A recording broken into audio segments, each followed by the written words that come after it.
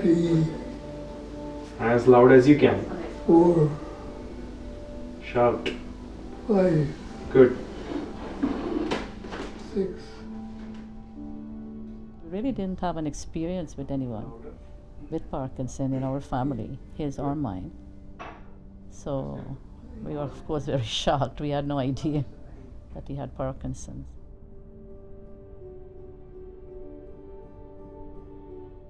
We're both from Guyana, and we came here to do our studies because there were no universities at the time in Guyana. So Grandpa and I would never have met at home because it's different end of the country. We've been married 53 years. We started having children right away. We have 5 children, and I'm starting from the eldest is Divya, Malini, Chandel, Rajesh, and Suresh. It's a neurological disease that affects your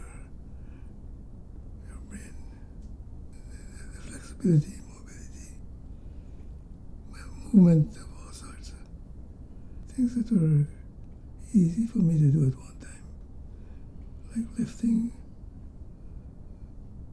became very difficult. I find that by using my hands and doing certain activities helps me maintain a good quality of life.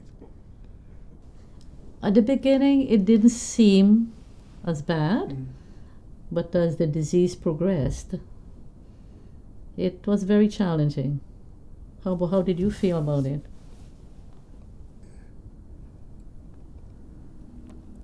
It's been difficult because it's a different disease. Some people talk about it as a wicked disease. You don't heal like normally you do with illnesses.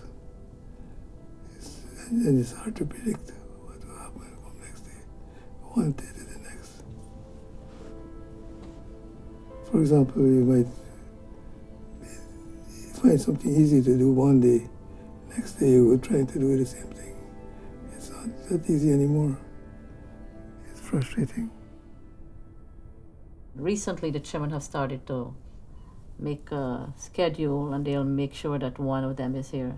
So they spend the evening entirely with him. And as an older sibling, I felt responsible for making a little bit of a schedule so that people felt that they were also contributing. Basically, we all have set days. My son and I come on Monday. Today, we went for a walk, and I was really impressed. They said, okay, let's go for a walk. The weather's nice. It's great weather. I was really, really pleased with him. And he went down the street, came back. He was energized. So I was happy to see that. I like that he's listening to me. So as a teacher, when you're giving an instruction, you're asking students to do things. I probably speak to my dad the same way. And sometimes if you feel he's not doing it, that's when you say, no, you're not your student, you're not my student. You're my dad, you can do it. And then he'll do it for us.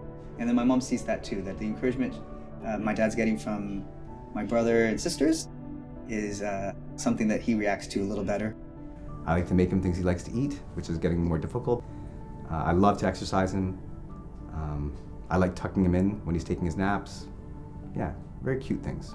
And I enjoy watching him dance with my mom. Yeah, we'll put on a song and they'll dance in the middle of the kitchen together, and it's nice to watch how their love has grown and still continues to grow even with this disease. We love to dance. We used to love go dancing. And so I play music in the morning when I get up. And we're always dancing. He used to buy me the records that we like. And in the old days, when we first got married, and he'd bring them home. And the 5 children would sit down and they'll just love watching us dancing. So that's one of our favorite things that we do. And we still do it, except Grandpa was able to move around and move me around.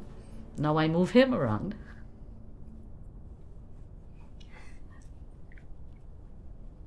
But we don't stop dancing. We try to do the things that we've always done. Sorry.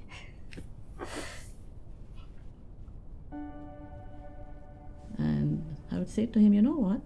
We've had an extremely good life that we're thankful for. You say that as well, right? We've done so many things together. And the children have beautiful memories. I would say that I had 53 glorious years. 53 glorious years, you're right. When I get very sad about you being sick, I think of all the wonderful things that have come out of it. There are times when you kind of think, oh, why, or you ask questions, but then you learn to accept it and you kind of just be thankful for what you've had and what you still have. We still have each other.